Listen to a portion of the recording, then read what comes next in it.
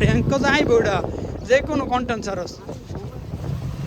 এই কপিরাইট করার নিয়ম হয়েছে সেটা তোর 1-1.5 মাস আগে ভিডিও ছাড়ুন লাগে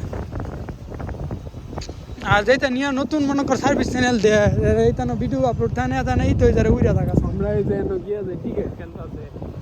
ইতানের ভিডিও করলে তো একবার সোহান ইয়ার মধ্যে একটা সোহান নামের একটা পোলা আছে হেরেন একটা চ্যানেল